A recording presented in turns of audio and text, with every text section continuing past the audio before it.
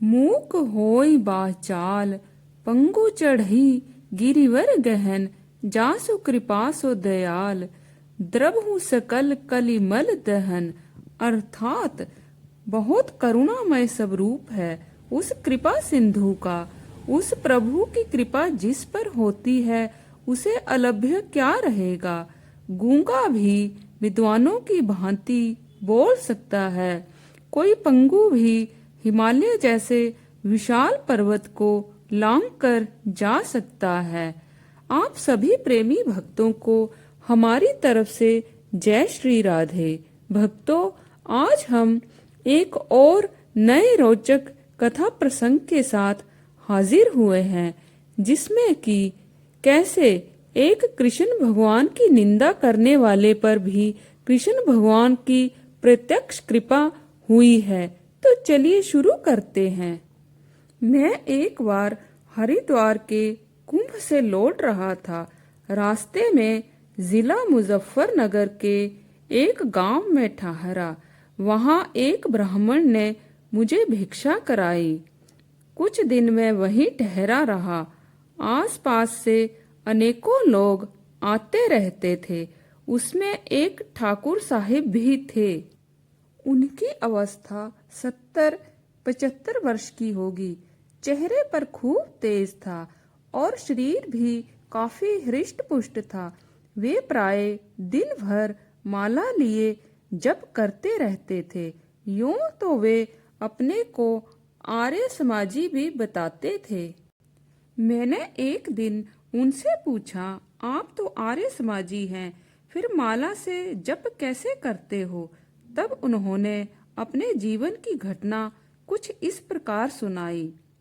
मेरी अवस्था जिस समय 8-10 वर्ष की थी, तभी मुझे स्वामी दयानंद जी के दर्शनों का सौभाग्य प्राप्त हुआ था।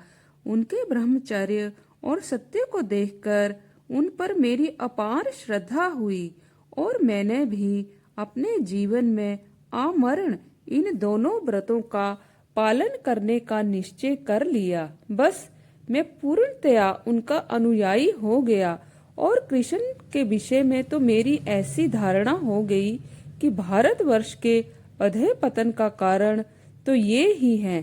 छल, कपट, व्यभिचार आदि दुनिया भर के सारे दोष उनमें थे। यदि कृष्ण ना होते तो आज भारत में ये दोष इस रूप में ना फैलते। ऐसी भावना के कारण श्री कृष्ण का तो मैं पक्का विरोधी बन गया। हाँ, मेरे सत्य और ब्रह्मचर्य के नियम ठीक ठाक चलते रहे। प्राय 20-22 वर्ष की आयु में मैं काशी चला गया। इसी बीच में मैं कुछ पढ़ लिख भी गया था और पहलवानी करने लगा। काशी में एक ठाकुर साहिब को लड़ाई झगड़े के समय ऐसे पहलवान की आवश्यकता थी। उन्होंने मुझे अपने यहाँ रख लिया। मेरे जिम्मे कोई घर का काम तो था नहीं। मैं खूब कसरत करता, बादाम, घी आदि तरह तरह के माल खाता, पहलवानी करता और जब ठाकुर साहब कहीं बाहर जाते तो लाठी लेकर उनके साथ हो लेता। मैं नित्य प्रति 3-4 बजे उठता था। शौच स्नान से निवृत्त होकर 2-3 घंटे खूब संध्या उपासन और गायत्री जप करता था तथा दिन में 2-3 बार स्नान करके मध्याह्न और सायंकाल में भी संध्योपासन करता था। इस प्रकार मेरा जीवन खूब आचार विचार और कर्म कांडों में बीत रहा था। रात्रि के समय मैं नित्य प्रति आर्य समाज में जाकर व्याख्यान भी दिया करता था। उसमें मुख्यतः मेरा विषय राम और कृष्ण की निंदा करना था और उन्हें भर पेट गालियां देना ही रहता था। जिन ठाकुर साहब के यहाँ मैं रहता था, उनके एक श्री कृष्ण भगवान का मंदिर भी था। उसके पुजारी श्री कृष्ण भगवान के बड़े भगत थे। ठाकुर साहब के घर में भी ठाकुर सेवा होती थी। घर के छोटे बड़े सभी स्त्री पुरुष बड़े प्रेम से भगवान की पूजा करते थे।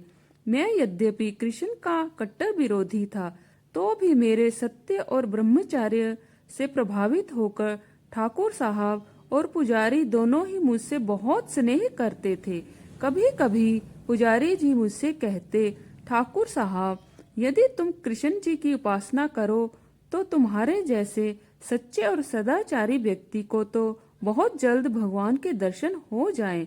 पुजारी जी भी मुझ पर बड़ा अनुग्रह करके ऐसी बात कहते थे, किंतु मैं बदले में उन्हें और उनके भगवान को भर पेट खरी खोटी सुना देता था।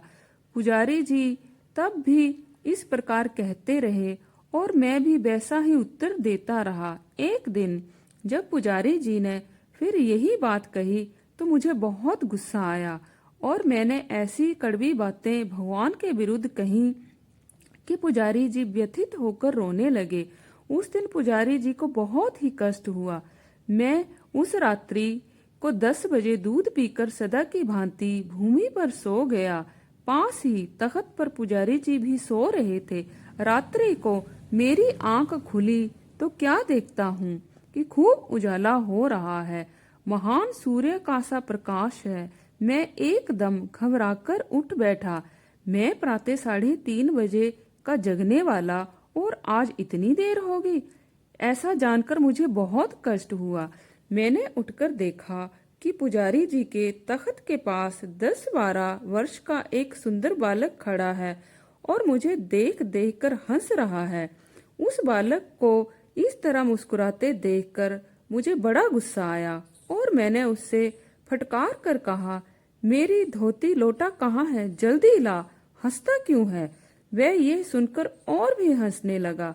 मुझे बड़ा बुरा लगा और मैं उसे मारने को दौड़ा।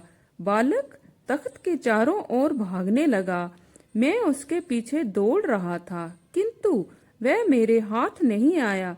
वह ज्यों ज्यों हंसता था त्यों ही त्यों मेरा गुस्सा और भी चढ़ता जाता था। गुस्से में भरकर मैं उसे बार बार फटकारता और चिल्लाता था। मेरा चिल्लाना सुनकर पुजारी जी भी जग गए और आसपास के और भी कई स्त्री पुरुष एकत्रित हो गए। वे सबके सब अत्यंत आश्चर्यचकित होकर मुझसे बार बार पूछने लगे, ठाकुर साहब, क्या बात है, आज आपको क्या हो गया है। मैं उस बालक के हंसने की शैतानी बताकर कहने लगा, देखो, इस बालक को समझा दो, नहीं तो इसके हक में अच्छा नहीं होगा। वे बेचारे कुछ भी न समझ सके। जब इस झंझट में बहुत देर हो गई तो मैंने देखा कि वह लड़का झट से पुजारी जी की गोद में जा बैठा और तत्काल अदृश्य हो गया। मैं भी हैरान रह गया। इसी के साथ मुझे जो बड़ा भारी प्रकाश दिख रहा था वह भी जाता रहा। बस चारों ओर रात्रि का अंधकार छा गया। फिर लोगों से और पुजारी से बात हुई तो वे कहने लगे, ठाकुर साहब, यहाँ तो कोई लड़का नहीं है।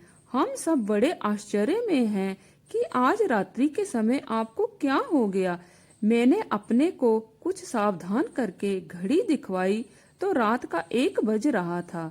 मैंने सारी घटना लोगों को सुनाई तो सब कहने लगे, ठाकुर साहब, आप जिनकी बहुत निंदा करते थे, यह चमत्कार उन्हीं का तो नहीं है। मैंने कहा, कुछ भी हो, ऐसी बातों से मैं कृष्ण को भगवान नहीं मान सकता। हाँ, आज से मैं उन्हें और पुजारी को गालियां ना दूंगा। उस दिन से मैंने गालियां देना बंद कर दिया और प्राय पुजारी जी के पास मंदिर में आने लगा। एक दिन मंदिर में जाने पर मैंने देखा कि जिन ठाकुर साहब के यहाँ मैं रहता था, उनका एक 12-13 वर्ष का लड़का जो 3-4 मास से ननिहाल गया हुआ था, वहाँ खड़ा है। उसे देखकर मैंने पूछा, तू कब आया? वह बोला, मैं तो कल ही आ गया था। मुझे झूठ से बड़ी चिढ़ थी। मैंने कहा, तू मेरे सामने झूठ बोलता है। मैं तो हर समय घर में रहता हूँ और वहीं खाता पीता हूँ। मैंने तो तुझे कल वहां नहीं देखा। लड़का ये सुनकर मेरी ओर देखकर हंसने लगा। मुझे बड़ा गुस्सा आया और उसे डांटते हुए मैं बोला, एक तो झूठ बोलता है और फिर हंसता है, नालायक। ऐसा कहकर मैं उसे पीटने के लिए दौड़ा, किंतु वह फुर्ती से घर में घुस गया। मैं भी गुस्से से चिल्लाता हुआ घर में घुसा। मुझे चिल्लाते देखकर घर के स्त्री पुरुष अवाक रह गए और मुझसे बोले, क्या बात है ठाकुर? मैंने कहा, आपका लड़का जो अभी घर में भाग आया है बड़ा शैतान है और मेरी ओर देखकर हंसता है। इस पर घर के बड़े लोग कहने लगे, ठाकुर साहब तुम्हें क्या हो गया है? वह लड़का तो 3-4 महीने से ननिहाल गया हुआ है, वह यहाँ कहाँ? मैंने कहा, नहीं, अभी मेरे सामने से भाग कर आया है। इस पर सब लोगों ने कहा, अच्छा, तुम घर में चाहे जहाँ खोज कर देख लो, वह यहाँ है ही नहीं। मैंने सारा घर ढूंढा किंतु उसका कहीं पता न लगा। इससे मुझे बड़ा आश्चर्य हुआ। मैंने लोगों से सब हाल कहा तो वे कहने लगे, ठाकुर, यह तो उस कृष्ण का ही चमत्कार दिख पड़ता है। मैंने कहा, कुछ भी हो, जब तक एक बार फिर ऐसी घटना नहीं होगी मैं कृष्ण को भगवान नहीं मान सकता। अब मैं पुजारी के पास मंदिर में रोज ही जाता था। उक्त घटना के 22वें दिन मैंने देखा कि वही बालक जो घर में घुसकर अदृश्य हो गया था आज फिर मंदिर में खड़ा हंस रहा है। मैंने कहा, कहो, कहाँ थे? वह बोला, वाह, हम तो यहीं रहते हैं। मैंने कहा, उस दिन आप झूठ क्यों बोले थे कि मैं कल आया हूँ? बालक ने कहा, ठाकुर साहब, आपको मालूम नहीं, हम खेल में कई बार ऐसे झूठ बोलते हैं। ये कहकर वह तुरंत अदृश्य हो गया। बस मैं पुजारी जी के चरणों पर गिर गया और उनसे अपने पूर्व अपराधों के लिए क्षमा मांगने लगा। पुजारी जी ने मुझे बड़े प्रेम से उठाकर अपने हृदय से लगा लिया और द्वादशाक्षर मंत्र ओम नमो भगवते वासुदेवाय मंत्र का उपदेश दिया।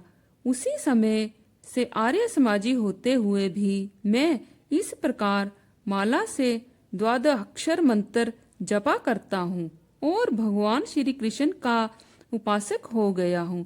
तब से अब तक मेरी यही स्थिति है। तो भक्तों, आज के लिए बस इतना ही। कल पुनः आपसे भेंट होगी। तब तक के लिए जय श्री राधे।